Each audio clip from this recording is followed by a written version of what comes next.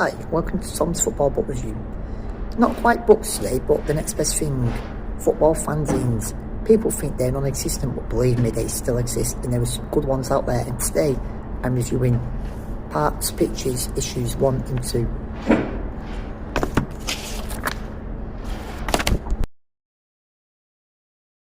Parts, Pictures caught my attention after hearing about them on the Proper Footy YouTube video a while back, so I've been intrigued to listen and to read more about these. Although I'd already bought issue 1, I went and bought issue 2 as well, and I can guarantee it's a thoroughly good read. What I like about these fanzines is they're written by football people, far away from the millionaires of the Premier League and the Champions League. These are non-league football clubs, some of them playing at the lowest level you can imagine, some of them with supporters who become disillusioned with modern day football and or have come across a non-league club and took it to the heart. Some of the people who just ground hop, or like myself, do YouTube videos or about the hard work done by volunteers. I'm going to have a quick look in each of the magazines as well, but I don't want to show too much to put you off. But honestly, have a look at these fanzines. People say that there's not enough printed material nowadays. I tell you, there is plenty.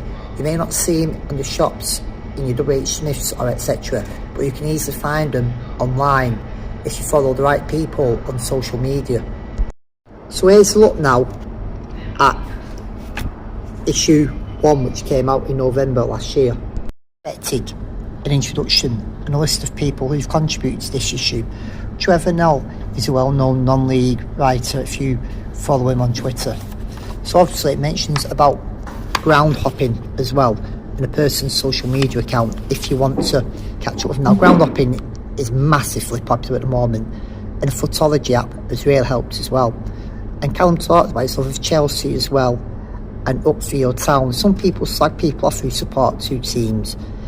I will never support two teams, that's because I'm used to seeing my team Oldham in the Premier League, but this article does explain and goes into how we ended up coming across Upfield Town, and surprisingly it mentions about an FA Cup tie, which is a very popular way people have come about some of these teams.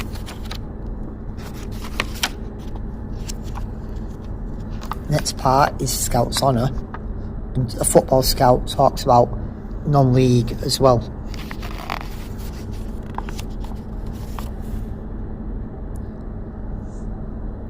Radio Gaga mentions about Bedworth United. Dave Garton is a commentator who explains how he came about it and what got involved in being able to become a football commentator as well as speaking in public. It's a very good article about the growing trend of fan-owned clubs within non-league. I've been seeing so many clubs in recent years go under and reform, and the success stories mentioned about the first big one was AFC Wimbledon, although the clubs did exist before then, such as Aldershot, who had reformed, and Maidstone United, but talks about the meaning behind the fan club, the rules, how it works, the achievements they've made.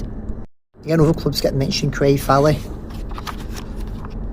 Darius talks about Ramsgate, a team that's well known to be on the up at the moment.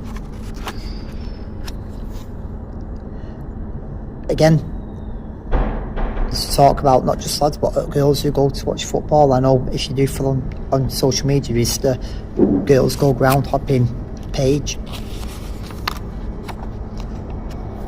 And again, other people talking about their love of non-league football, both not just in England but up in Scotland and abroad as well. And that's more or less issue 1. Plenty of colourful photos as well.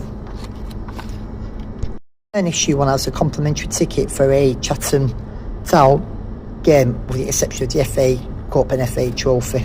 There's more in this. And issue 1 is well informative. It's definitely worth it. So again, issue 2 is a similar setup.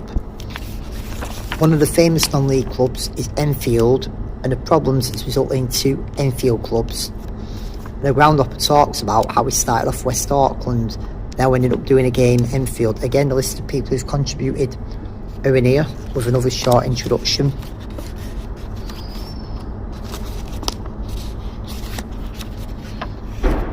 There's an interview with Tamworth keeper Jas Singh, who recently played against Oldham but was under the cameras in Tamworth's epic FA Cup run this year. If Garton talks about what it's like in the media side of non-league, doing highlights of games and stuff. I can partly relate to that doing my own vlogs. It's not easy, but at the same time I'm probably not as technical minded as some of these people. I'm still learning myself a brief photo of what it looks like, and the importance, especially in non-league now, was years ago if you played non-league you probably wouldn't have seen a goal or a free kick. Nowadays with the modern era you can do, and it's because people want to see them, they want to show the kids maybe that one moment, especially if it's like an FA Cup tie or that fabulous goal, of what the power of football can do. And this talks about Bedford Town, one of their defenders, Carl Mensah. Again, another club to look at here is Horsham FC. That Scottish team, Yorker Athletic, it's not far from Clydebank. Complimentary ticket here for a great Yarmouth Town, which I hope to get down to at some point, since the next issue is out in May. Again, people here with their own little stories, little letters page. These football people, football fans who've written this, not glorified journalists looking for a scoop pretending to support a team, not the glamour side of how much money a player's blown on gambling or fancy shoes or what he's driving or players holding clubs to ransoms. Just the origins, the reasons why we like our game, our hot pies, our meat pies, our Bov rules, standing on a wet terrace, getting piss wet through on a Saturday afternoon. And these fanzines highlight that and show it and tell the story of other levels of non-league, what you probably won't hear in your mainstream media, and especially even harder with so few printed material out now on social media, or you may get a well-known account just pick up on something funny. These fanzines are definitely worth reading, and honestly I'd say to you, go out and have a look for them. That's Tom's book review.